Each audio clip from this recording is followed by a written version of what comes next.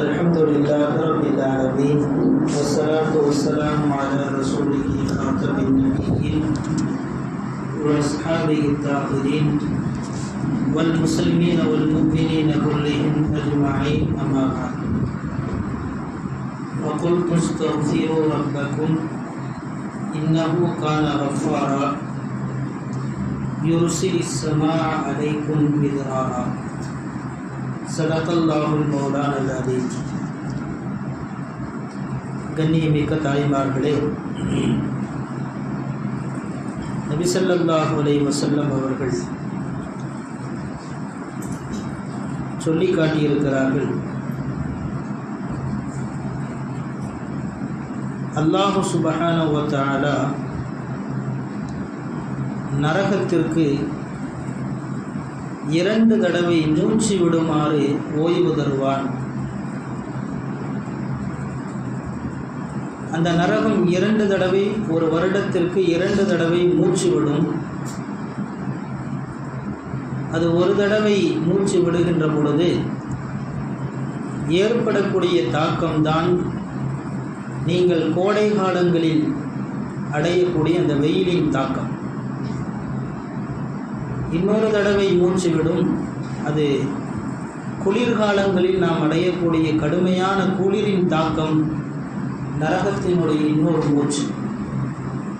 இப்போ இந்த கோடை காலம் என்பது நரகத்தினுடைய ஒரு மூச்சின் வெளிப்பாடாகத்தான் நாம் அனுபவிக்கக்கூடிய இந்த கோடை காலத்தினுடைய அனைத்து வெயிலினுடைய தாக்கங்களும் நரகம் ஒரு தடவை மூச்சு விடுவதால் ஏற்படக்கூடிய தாக்கங்கள் இது வேண்டாம்.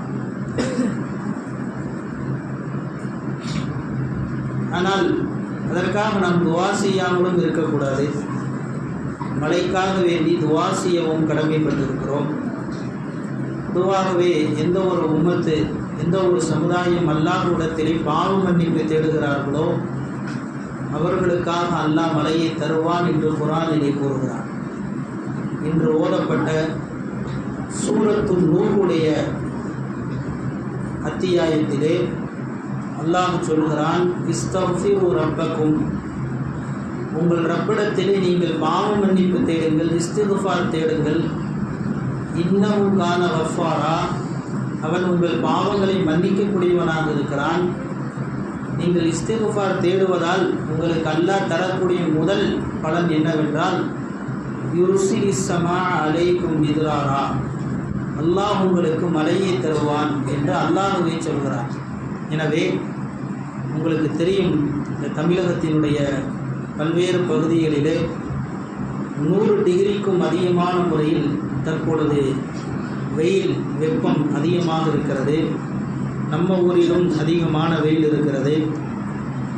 பல இடங்களில் வீட்டிற்குள் இருக்க முடியாத அளவுக்கு உஷ்ணங்களும் இந்த வெக்கையும் அதிகமாக இருக்குது. எனவே அதற்காக நாம் துவா செய்ய கடமைப்பட்டிருக்கிறோம். இன்ஷா அல்லாஹ் ஒரு 41 தடவை லா இலாஹ இல்லா அன்த சுப்ஹானக இன்னி குன்து மினல் ஸாலிமீன் 41 தடவை இந்த இஸ்திக்ஃபாரை சேர்ந்து ஓதுங்கள். இந்த 41 தடவை ஓதி முடித்ததுக்கப்புறம் 11 தடவை ஸலவாத்